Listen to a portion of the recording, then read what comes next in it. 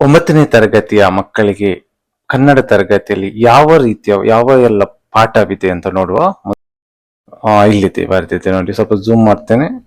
So ಗದ್ಯ ಭಾಗ 1ನೇ ಪಾಠ ಅವರೇ ರಾಜರತ್ನಂ, KP ಪೂರ್ಣಚಂದ್ರ ತೇಜಸ್ವಿ ಅವರು ಇದರ ಲೇಖಕರು.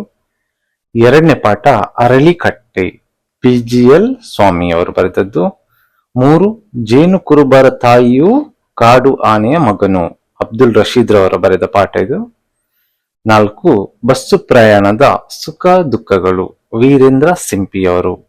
5 ಉರುಸುಗಳಲ್ಲಿ ಭಾವೈಕ್ಯತೆ, ದಸ್ತಗಿರಿ ಅಲ್ಲಿಬಾಯಿ ಇವರು ಇದರ ಲೇಖಕರು. ಆಮೇಲೆ ಪಾಂಡಿತ್ಯದ DL ನರಸಿಂಹಾಚಾರ್, MM ಕಲ್ಬುರ್ಗಿಯವರು.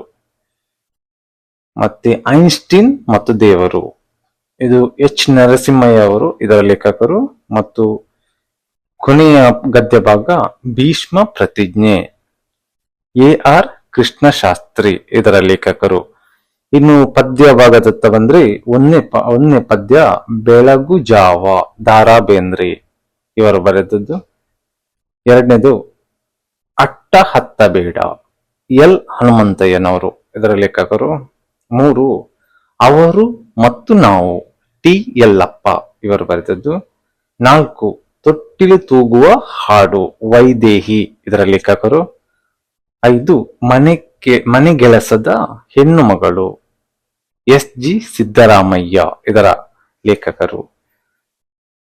ಆಮೇಲೆ ಹೊನ್ನೆ ಮರದ ನೆರಳು, ಇದರ ಜಾನಪದ ಸಾಹಿತ್ಯವಾಗಿದ್ದು. 7ನೇದಾಗಿ ವಚನಗಳು, ಜೇಡರ ದಾಸಿಮಯ್ಯ.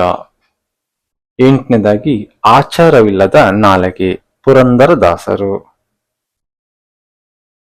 ಇದೆಲ್ಲ ಇಷ್ಟಿದೆ. ಸೊ ವಿಡಿಯೋ ನೋಡಿದ್ದಕ್ಕೆ ಧನ್ಯವಾದಗಳು.